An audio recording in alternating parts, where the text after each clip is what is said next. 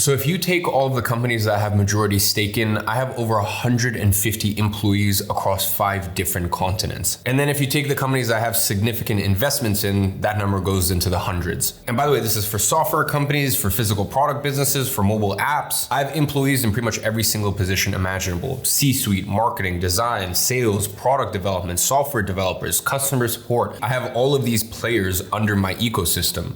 But the thing that makes me very unique in comparison to most entrepreneurs out there, or at least the ones playing in the top tiers, is the way that I actually manage my team. You see, until very recently, until the last couple of years, none of my businesses had physical locations. Everyone was remote. Now, about a year and a half ago, we actually set up 2 physical offices for my main software company, Flowzy. But with all that being said, 90% of my team is still fully remote, and 99% of you watching this should also have a fully remote team because it comes with some incredible advantages if you know how to do it right. You see, with all the tools at your disposal today, there's no need to around with your bottom line margins with swanky offices that add nothing to your business, quite frankly.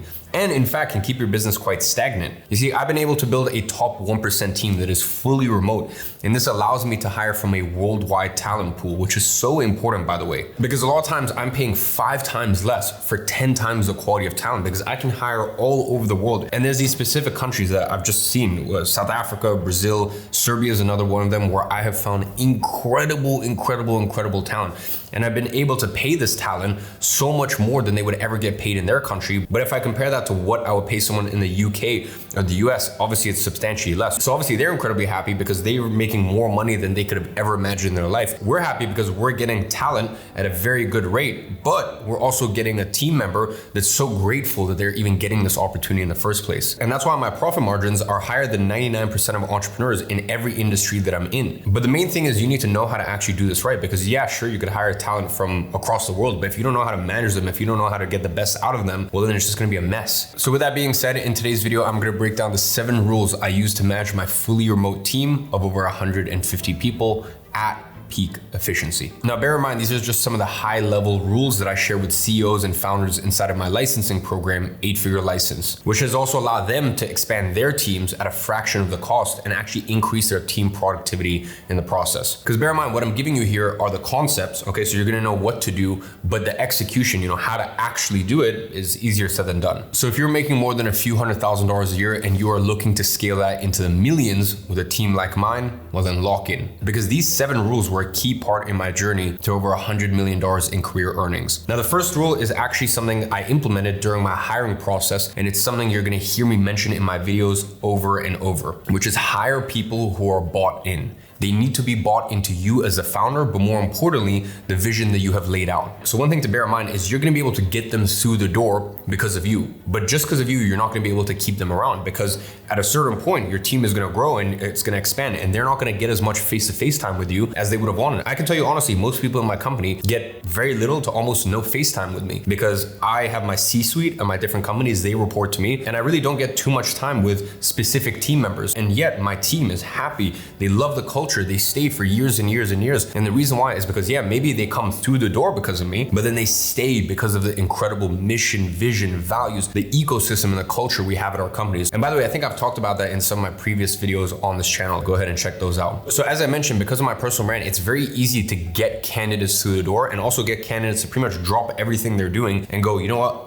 Okay, whatever I've got going on in my life, I want to be a part of this company, whichever one of my companies it is, but I want to be a part of one of his companies. And this is why building a personal brand isn't just about getting business through the door. It's also, this is probably one of the biggest benefits as you get past 10 million a year in revenue as a company, it's getting incredible talent through the door. Because the stronger and stronger your personal brand is, the more people want to rally around your mission. Because people have been following me for a long time and they know what I'm all about, they are desperate to come into my ecosystem. For them, it really feels like a privilege to be a part of my team. And this means that people are bought in from the start, and it also allows me to get the most out of them from day one. Now, if you don't have a personal brand yet, it is unlikely that you will get that initial buy-in, but you still have to sell your vision to applicants during the interview process. They really need to have that feeling that they are part of something bigger. I don't look for people who are looking to clock in, collect their paychecks, and then just clock out. I look for people who are bought into my mission and want to be a part of this journey as time goes on and as the companies evolve. Now, of course, keeping your team bought in is an an ongoing process. And I'm gonna show you some of the other 6 rules that I have that actually relate to that in just a bit. But from day one, your team needs to have that fire, that special feeling in their stomach that makes them wanna run through a brick walls for you. Now, the second rule I have is building strong cultural values. Again, team fit and culture is something we take very, very seriously during the hiring process, but it's something that needs to be sustained on a day-to-day basis. Now, we actually have these on paper, but we also have interactive ways to keep this going internally. In my companies, there are 3 main cultural values that everyone needs to live by. The first is death before dishonor. Second is better every day. And third is don't be lame. Now, just so you understand how seriously I take death before dishonor, I have it tattooed on my arm. We do not tolerate any dishonor whatsoever. If anyone on my team acts in a dishonorable way, they are out. No questions asked. And I'm telling you, I've had people that genuinely broke my heart to let go. But for me, dishonor, there's a difference between mistake. Everyone makes mistakes, okay? It simply comes down to intention. Did they know it was the wrong thing to do and still did it anyway? If that's the case, they gotta go. It's the end of conversation. That's it. It's over. And unfortunately, there have been some examples like that in the past. And even with a massive track record of always doing things right, that one thing, there was no coming back from it. Now, better every day is kind of an interesting one. Obviously, I know everyone has a good and bad days, but there's a culture in the team that pushes everyone to do something every day to improve, whatever that is. Maybe that could be hitting a workout, reading a book, or just listening to a podcast. Anything that they can do that adds value to them as people. And we actually have a channel in our company workspace called Better Every Day, where you're gonna see multiple posts and pictures from different team members doing workouts, recommending books, different podcasts, and even doing charitable acts inside of their communities. Now, the last cultural value we have, which is don't be lame. I know that sounds kind of random, but this is actually such a key cultural value. The thing is, if your team does not see eye to eye and people don't get along on a basic level, it really breaks the unity of your team. Now, everyone is different, of course, but I try to hire a specific personality. Motivated people who work hard, people who don't whine and complain, and people who are on the same social wavelength. We actually have a Slack channel called the Fuck Around channel, where the team literally just around. They banter with another, they send funny posts they find online and that sort of thing. I need people who can fit into the social side of things. You know, for me, the reason we have such a strong culture is because we go to war together. We do these crazy physical challenges together. We work our asses off together, but then we also enjoy ourselves. We have these different activations in these different parts of the world where, you know, we meet up, we spend face-to-face time, we laugh, we enjoy ourselves. And to me, that's important. I want people who are well-rounded and people who I'm gonna enjoy working with 10, 20, 30, 40 years from now. I'll be honest, I see some company retreats and it just looks so forced to me. Like, you can just tell these people are only put together simply because of work. And I don't know, like maybe for some people that's good enough. I genuinely just want to have so much fun with the people I work with, and I'm blessed to say that that's the case. And maybe for you that's a non-negotiable, but for me it is. To me, that is what makes a truly great culture. So that's the cultural side, but I have rules on the operational side as well. Now, I have 4 operational values that my COO and I have created to make sure that people are accountable and they know the standard. And by the way, this is where I see so many companies failing with remote teams, because it's just a free fall. It's a shit show if I'm being honest, but not in my companies. Our standards are high and they are very, very clear. So number 1 is we only work with A players. Now, my team won't always be A players from day 1, but we develop them into A players. Everyone has a limited amount of time to become an A player, and if they fail to hit the standard, unfortunately we part ways. So we love to train, develop, and nurture people to make them into A players, but we don't have 5 years to do so. You know, they have to be able to keep up pace with us. Now, number 2 is no big ups more than once. Listen, at the end of the day, everyone makes mistakes, but making the same mistake twice for us is simply not tolerated. Now, I apply this to most things, but particularly the big ones. An example of this will be meeting a critical deadline. If it happens once, we discuss it and we move on. If it happens twice, unfortunately, that's behavior of a C player, and we simply don't work with C players. Now, number 3 is the less input you need from leadership, the greater your value and the more potential you have to earn. Remember, time is money. So some things need leadership input, but once leadership has given their input, they shouldn't need to continuously give it over and over. Because you gotta remember, myself and yourself, we're paying these people's salaries. So if their time is wasted, we're paying for that time. So every hour of a core leader in the company's time that is wasted, the more money that has cost the company. The 4th rule I have is real-time feedback loops, because you gotta remember, my whole team is remote. We don't have the luxury of just walking across the room in an office environment and asking someone a question. So for that reason, we need much more stringent systems. So every department across my companies has different SOPs and boards where constant tracking takes place. Everything is updated in real time.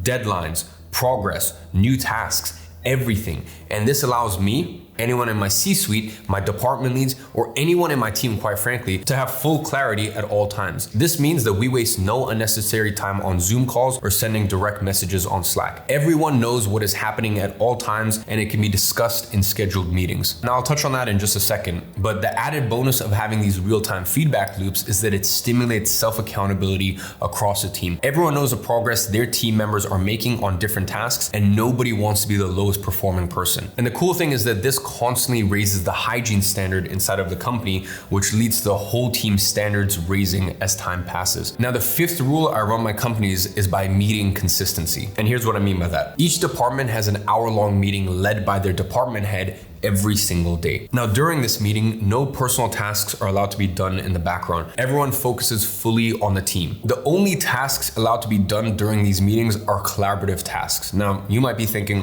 why? Surely if there's no need for a meeting, you shouldn't have one. And I know a lot of people think that way. Now, this may be true for a standard brick and mortar team, but this is not the case for a fully remote team, because you need to take a step into your team members' world. Imagine they sit at their desk all day alone in their room with no real interaction with anyone else. This hour is there to bring the team together and to build a collaborative environment. You know, it's been so interesting to observe. People in my team consider each other close, if not sometimes even best friends, even though they only see each other in person once or twice a year, if that. And the reason why is because they spend time together every single day. And it's also interesting how I structure these meetings. Usually the whole department and the whole team jumps into one Zoom room and we do a general catch up. You know, how's everyone doing, how their personal lives are, what's on the agenda for the day and the week to come. And then about after 10 to 15 minutes of doing that, then that specific department separates into breakout rooms with smaller task forces, and that's where the real work is done. So this means that the team gets FaceTime with everyone first, and then they get to work with their given departments afterwards. Now, a word of warning.